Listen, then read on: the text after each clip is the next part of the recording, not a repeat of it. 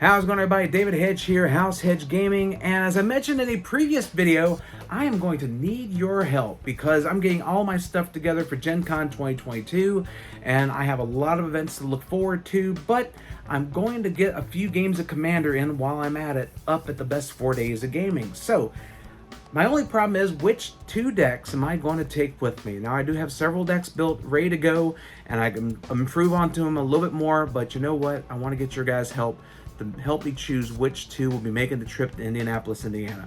So without further ado, let me show you the decks that I have built, tell you a little bit of the strategy and the backstory behind each one, and we'll go from there, and I'll let you know how you can help me figure out the two decks that are going with me to Gen Con 2022 and hitting the road to Indianapolis, Indiana, and hopefully they'll fare very well outside of my playgroup. So let's see what decks I have in my lineup of Commander. Now, first up in my deck arsenal for Commander is a Commander that recently came out in Commander Legends Battle of Baldur's Gate, and that is Nalia de Arnise. Now, this is the party time deck with a little bit of fixing because you know what? This deck is basically a budget deck to a degree. I bought the deck, put some cards in it to make it a little bit better. Cards that include life insurance, which is able to get extort and give me some more life and give me some more treasures. Sigarda's Summons, which gives creatures with +1/+1 counters of power and toughness, base of 4/4, gains flying, and they are angels in addition to all their other types. And what better thing to do is to have everybody in your party fly over your opponent's defenses right into their life total. And then finally I have Ravos Soul Tender to be able to get my guys back, but also pump up the ones that are on the board. And this deck has been really cool to play with in the play group, and I'm very interested to see how it does out in the wild. Now, my next Commander deck is also one from Battle of Baldur's Gate, but this wasn't a pre-con. This is an ancient dragon that knows a lot of spells, a lot of knowledge. It is Mirrym Sentinel Wurm. Now, this deck is dragons, dragons, dragons. You name it, I have it in this deck. It is all dragons. But it also does a lot of token generating thanks to Mirrym's ability. So I have Adrix and Nev twin casters to give me more creature tokens that are generated by the Sentinel Wurm. Also the Great Henge, which lets me get more value out of my creatures, being able to draw cards, give them +1/+1 counters, and get a little bit more mana ramp while I'm at it.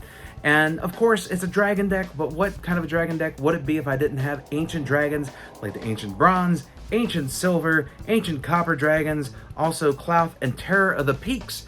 It's all dragons all the time with this one, boys and girls. Now, this next deck is a deck that my wife bought me about 11 years ago, and it has been in my Commander arsenal ever since, and it is straight up mono red beatdown. It is Lovisa Coldeyes. Now, Lovisa Coldeyes is a straight-up Barbarians, Warriors, and Berserkers deck, which makes perfect sense because she gives all those creature types +2/+2. In addition to this deck has a lot of heavy hitters, but also has a few tricks, including Godo Bandit Lord, being able to get Helm of the Host, so you can have infinite number of attacks. You also have Jessica's Will and Gauntlet of Power, which gives you more card draw, more mana to spend, but the Gauntlet of Power pumps up your creatures as well. And you even have newer faces on the warrior scene when it comes to Jax's the Troublemaker and Professional Face Breakers. So it takes warriors young and old in this deck to get me to the win column.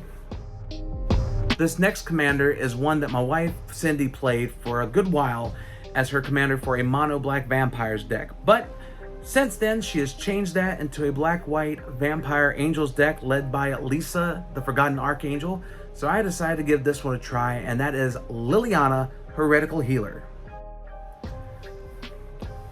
Now, I took this a little bit on a off-beaten path, and that's because it has a vampiric sub-theme.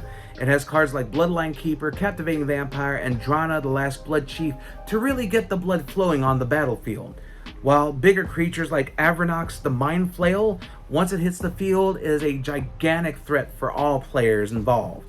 And then finally, Planeswalkers like Professor Onyx, Liliana's day job, and Lilith, the Spider Queen, will definitely help me find a way to web up the competition and wrap up a game that they are played in. Now, the next deck on the list is a deck that if you're looking to modify a lot of creatures, equip them with some of the best equipment, and get a few tokens in the process, look no further than Chishiro, the Shattered Blade. Now this deck is all about equipping creatures, putting auras on it, and attack, attack, attack.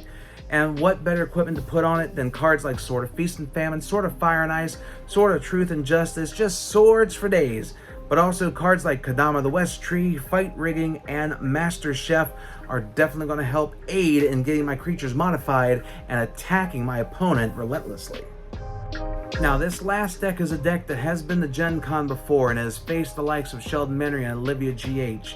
And it has been a deck that has been in my arsenal since it came out in War of the Spark, and is basically all my favorite cards, as long as they're guild colored.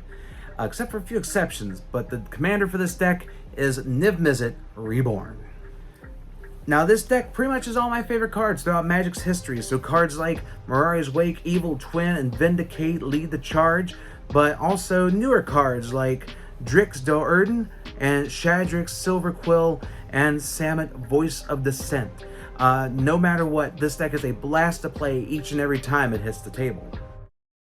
Well, there you have it, ladies and gentlemen. That is the roster of decks that I have for Commander.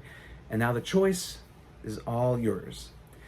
In the comments below, please leave your 2 choices of decks, or 1 choice, or 3 choices, or whatever you feel like leaving in the comments below, which decks that I should take with me to Gen Con this year. The top 2 decks will make the travel to Indy, and you will find out which ones will be making that trip on the first day of Gen Con video. And if you're watching this thanks to a link from Facebook, you can go back to facebook.com/HouseHedgeGaming and leave a vote there as well. So if you're voting here and you're voting there, thank you. And you're awesome.